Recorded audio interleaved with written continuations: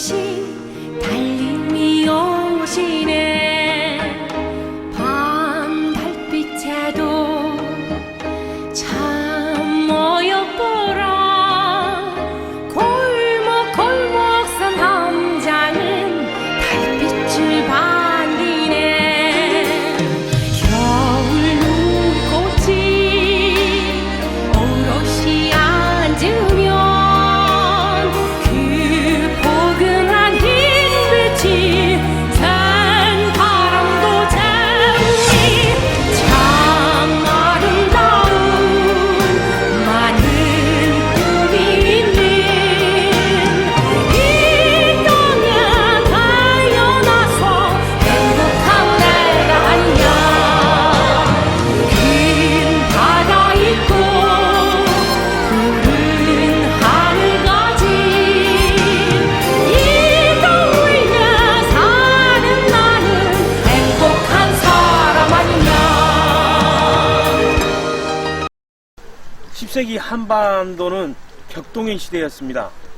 궁예, 견혼, 그리고 신라, 이렇게 삼국시대가 각축을 벌이고 있었던 그때 10세기 초 910년 전후로 해서 이곳 지역은 견혼의 영향력에서 점점 멀어져 갔을 때 왕건이 이곳을 점령합니다. 1911년 정도에 점령함으로써 이곳이 호상국시대 궁예 정권의 영토가 됩니다. 그럴 때 왕건이 바로 이 영산포 이쪽 지금의 나주역의 당도에 있을 무렵에 이쪽에 하늘에 좀 상스러운 뭉게구름이 이렇게 막 조성이 되었던 모양이에요. 그래서 이곳이 호기심에 이쪽으로 와봤더니 아리따운 여인이 여기서 빨래를 하고 있더라. 그래서 물을 달라 했더니 버드나무잎에 물을 이렇게 떠줘가지고, 왜 버드나무잎에 물을 이렇게 떠주냐 했더니 급하게 온 장수가 혹여 물에 체할까봐 이렇게 버드나무를 띄었다, 이렇게 이야기를 하더랍니다. 그래서 참 현명하다. 그래서 그날 정상적인 어떤 결혼의 절차를 거치지 않고 그날 저녁에 합궁을 했어요. 고려사에는 참 그 장면이 다이나믹하게 이렇게 나옵니다만은, 그때 태어난 왕자가 왕무, 이름이 왕무인데 고려 2대 황제 태종이 됩니다. 그래서 나주 장하 왕후 오씨는 이쪽 지역의 유지였음에도 불구하고 이쪽 지역에 큰 호적은 아니었던 모양이에요. 신부는 그렇게 미미하고 미천했던 모양인데, 아마 그것 때문에 나주 장하와 왕후 오씨 외가 세력들, 친정 세력들은 태조 왕건 호상국 통일 이후에도 큰 세력으로 성장하지 않았습니다.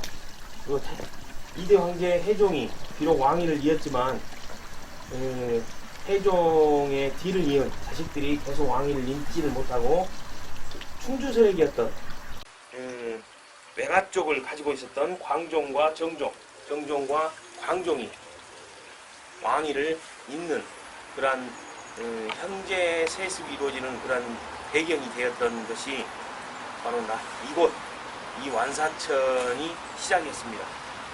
사실 나주 장하 왕후 오씨가 나주 쪽을 비롯해서 이쪽 전라도 쪽에 큰 세력을 형성했더라면 아마 해종을 비롯한 그 이후의 세력들도 고려 왕조의 큰 어떤 지역 세력이 형성을 하고 이쪽 지역에 세력을 유지했을 법도 한데 그러지는 못했습니다.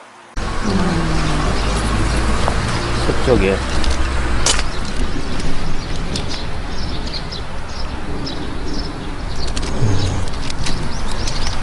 이렇게 해가지고 여기가 서쪽. 네. 그래서 이게 지금 금성산입니다. 네. 이 금성산이 그렇게 높지는 않는데 이 나주를 지키는 영산으로서 그 위상은 고려시대, 조선시대 내내 그 무등산에 버금갈 정도로, 오히려 무등산보다 더 위상이 더 높았던 금성산입니다. 네. 그리고 옛날에는 저쪽으로 담벼락이 계속 흔적, 이렇게 성읍성의 흔적들이 이쪽 주민들의 담장으로 썼던 것이죠. 그래서 오랫동안 지금 담장으로 썼던 것을 지금 이제 헐고 다시 이제 복원하고 있습니다. 옛날에 몇 해 전만 왔어도 그 담장이 그대로 남아 있었는데 지금은 이제 복원된이라고 지금 헐려져 있습니다. 우리는 지금 성 내에 있습니다.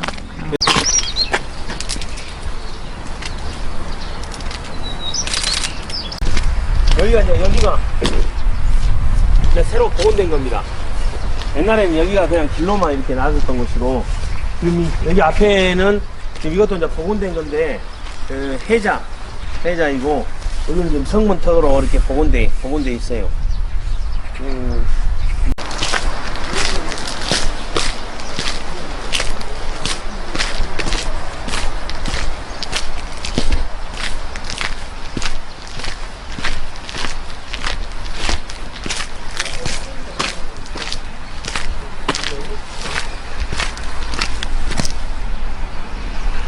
금산이라고도 했고, 고려 초에 고려 성종대에 이르러 이걸 이제 금성산이라고 합니다.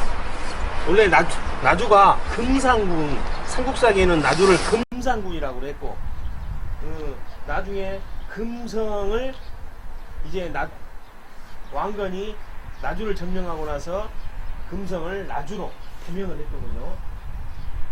아마 그 시절이 910년 전후 정도 될 겁니다. 그리고 910년 바로 나주로 개명되면서 바로 우리가 잘 알고 있는 나주 장하왕 씨를 바로 나주에서 왕건이 만나고 둘 사이에서 해종이 광무가 태어나고 그가 고려의 제2대 황제 해종이 됩니다. 남쪽, 북쪽, 동쪽은 다 남고문, 동전문, 북망문 이렇게 남동북이 있는데 이 서쪽만 서가 없이 연금문이란 말로 이렇게 편액을 걸어놨어요. 근데 이 연금문에 금이 바로 바라보고 있는 금성산을 의미합니다. 그리고 영자는 비칠 영자, 그러니까 금성산을 비추는 거야. 이 의미가 대단한 거죠.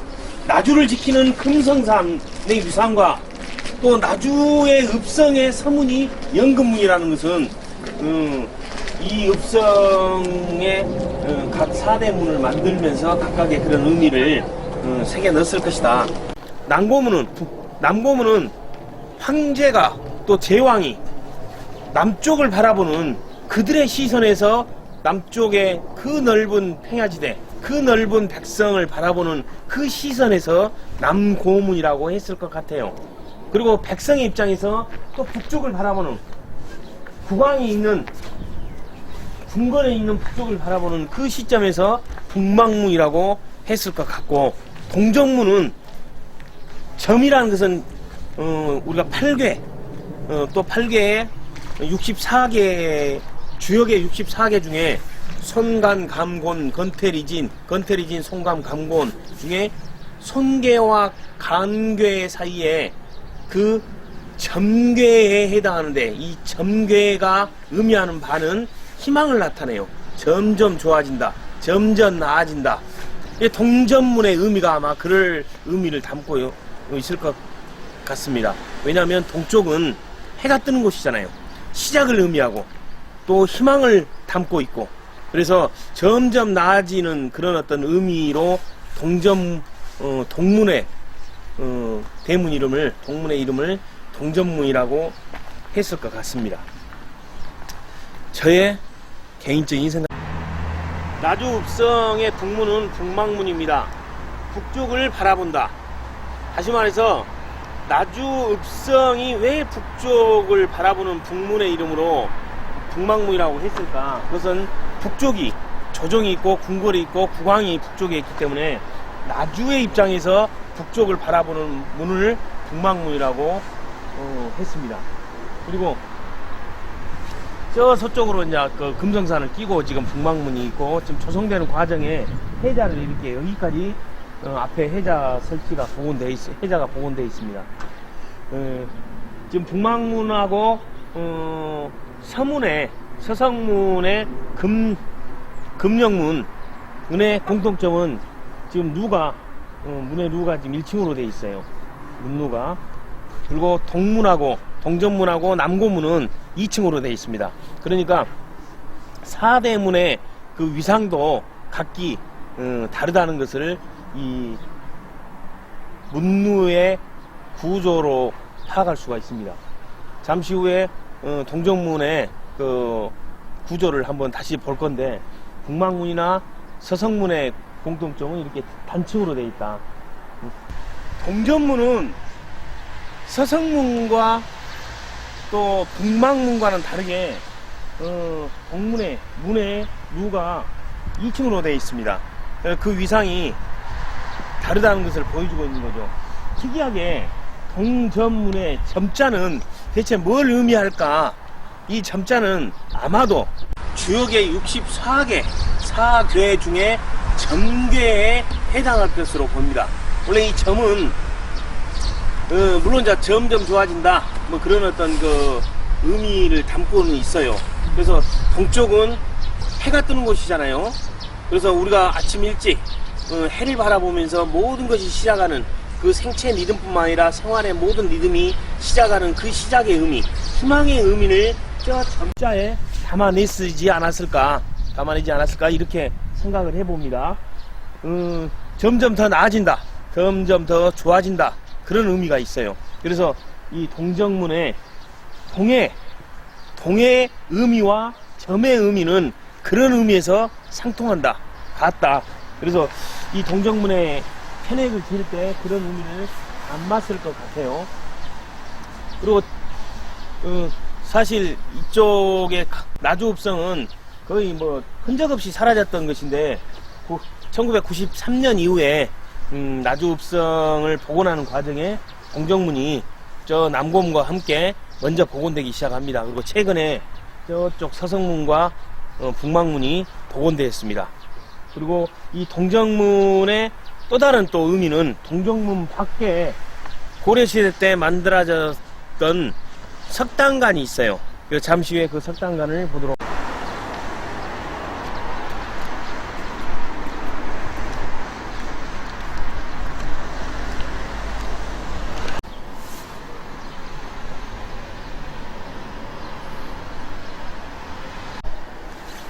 이게 나주에 있는 보물 49호 석당관입니다. 동문 밖에 설치되어 있어요. 그래서 동문하고 걸어서 한 5분 거리 정도밖에 안 되는 곳에 그런 석당관이 돌로 화강암으로 지금 설치되어 있습니다. 우리가 절에 가면 당간 지주만 남아 있는데 여기는 지주가 돌로 되어 가지고 그래서 지금까지 그 상태가 온전하게 남아 있습니다. 사실 당간 하면 걸개 그림 같은 큰 걸개 그림 같은 당을 설치하려고 간짓대를 세우거든요. 그걸 당간이라고 합니다. 그 당간을 지지하는 양쪽의 것을 지주라고 하고, 그래서 당간 지주라고 하는데, 여기에는 이렇게 당간까지 남아 있어요. 저 위에 보면 팔각형 모양의 보주가 있고, 그 위에 연꽃 모양의 보주가 있습니다. 팔각형 모양의 보개가 있고, 그래서 온전한 상태가 그대로 지금 남아있는 전국의 석당관으로서의 그 가치가 인정되고 있는 보물입니다. 나주에 이런 석당관이 있다는 것은 참 자랑스러운 일이고, 전국의 어떤 답사객들이나 관람객들이 찾아서 와서 봅니다만은, 사실 찾기가 우리 일반인들이 찾기가 쉽지가 않아요. 간판 같은 거나 이런 것들이 이렇게 잘 비치가 되지 않아지고 이쪽에 이렇게 찾아오려면 혼란스럽기도 합니다만은, 뭐 저도 방금 걸어서 왔습니다만은, 이렇게 당간지주가 있는 거 보면 이쪽 지역이 절이 있었을 것이다 이렇게 짐작을 하는데, 사실 발굴해 보면 절 터는 이렇게 발굴되지 않은 것 보면 이 석당관은 절의 당간의 어떤 의미보다는 신정동구 여지식남에 보면 이쪽 나주 지역이 배 모양이었다. 그래서 이쪽 동문 밖에 당간 석장을 세웠다, 이런 내용이 나온 걸 보면 이것이 풍수적인 어떤 그런 의미가 새겨져 있는 것 같아요. 나주 쪽의 어떤 그 지역을 보호하기 위한 당간의 의미로 이 석당간을 축조했을 것 같습니다. 이것과 함께 저쪽 서성문 쪽에 영근문 쪽에 석등이 또 있어요. 그 석등도 이것과 함께 이 석당간과 함께 나주 쪽 이 읍성을 지키는 그런 어떤 의미를 담고 있지 않았을까.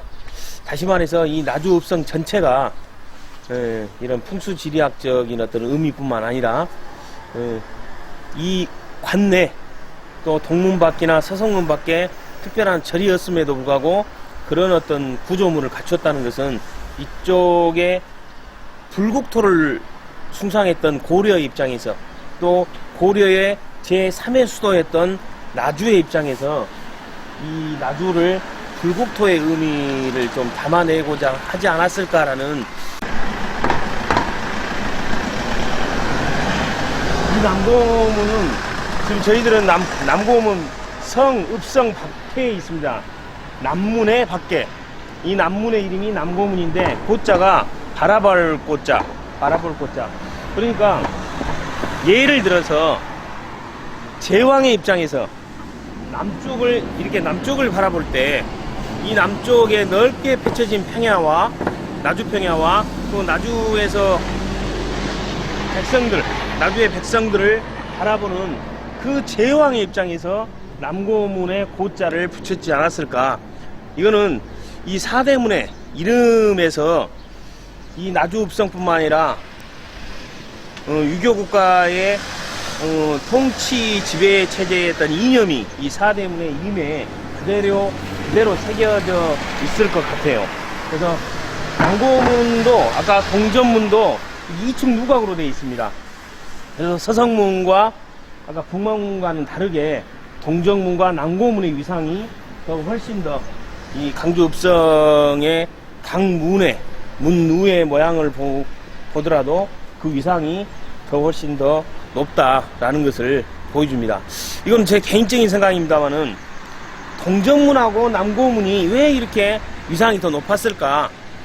동정문과 남고문은 우리가 바라보는 삶의 터전입니다.